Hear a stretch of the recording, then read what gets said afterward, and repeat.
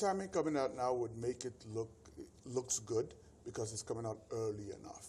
The problem is, as we saw in the last budget, we started the process early, and we still did not get that thing signed till, I think, June, July. And we need to speed this up. I know, unfortunately, I don't hold out high hopes for that, given that we're going into an election year. And so fundamentally, I think government will probably be shut down from next month going forward. I think one of the hot points for the last budget was the fact that the ministries and agencies didn't submit their budgets on time. I think the Senate kind of made that known over and over again. But now we're seeing they're getting a deadline of November the 2nd, which is just next week, to submit their budget. So how do you think this adds to that timing? November the 2nd, nobody lost their jobs for being late last year. So certain deadlines, if you have deadlines and there's zero consequence to missing it, you might as well not put the deadlines there. So I don't think those deadlines carry any weight at all. All right, then. So let's move on to the assumptions. What do you make of them? Well, the assumptions are not outlandish. The assumptions are within reason. But the key part we have to realize is 3% GDP growth in this country is standing still. We need to see significant amount of growth in GDP for us to honestly, for the average Nigerian start to feel it. 3% growth is not there. Those numbers don't work. So for us to have a plan that is planning for 3%, we're basically planning to stand still. On oil volumes, Joe, so we're still seeing that still remaining flat at 2.3 million barrels per day. One would argue that we barely met that projection in this year's budget, so shouldn't we be more conservative in our planning? 2.3 million barrels is, in general, is conservative. It's not an outrageous budget.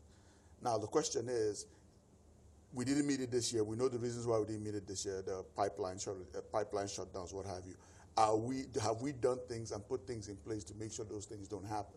Because can we pull that amount of barrels out of the ground? The answer is absolutely yes, with the current infrastructure we have. But the question is, the pipelines and everything else where we keep having issues, have those issues been addressed? If they have, we'll be fine. If they have not, then we won't be.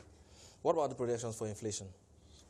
9.98%. 9.98% inflation is going to be very, very tough to achieve. We're looking at the U.S. government that just ended now with the widest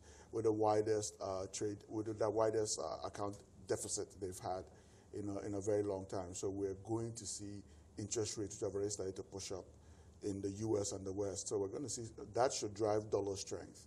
Since we import virtually every other thing, that dollar strength will definitely cause rise in prices locally. And those rise in prices locally will drive some inflation. And unfortunately for us, that won't help our exports as much. In a recent interview with the finance minister, she mentioned to us that the plan, when you look at the ARGP, the fact that we're borrowing more in the first 2 years was by design, and that going into next year they're going to see less borrowing. What do you make of the government's debt strategy so far? But the truth is we're underleveraged, and this is not a position a lot of people share, but at this point in time, we need to grow, and we need to grow fast. We don't have enough. We don't have the money, and if we are borrowing to put into productive assets that improve productivity, increase activity, increase employment, so that if you look at what it throws out of the back end, increased productivity and increased employment means increased tax revenue to the government, and more importantly, a better life for Nigeria, then yeah, we should go forward. We are significantly underleveraged. But the problem is we keep borrowing to fund expenditure rather than investment. And if we continue to do that, then it's a bad idea. But if we're going to borrow to actually fund investments that delivers for the economy, I think we should borrow even more. The government also, we've heard it from both the finance minister and the budget minister, talking about the fact that we have revenue problems, issues getting revenues. And when you look at how we're seeing what they try to make with the taxation on one hand, but when you look at the entire strategy of the government in trying to get the revenues up, how would you score them on this one? All in all, the federal government has done a pretty decent job in really trying to raise revenues, all in all. But we really need to expand that tax net. We need to expand that tax net to make sure that all the people all the economic activity that is taxable is being appropriately taxed.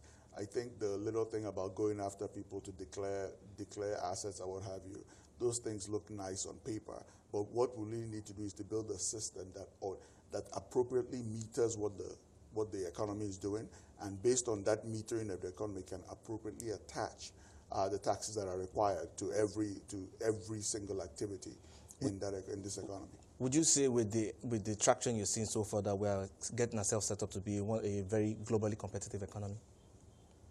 Globally competitive? Yeah. Oh, no, we're not on the page yet. Okay.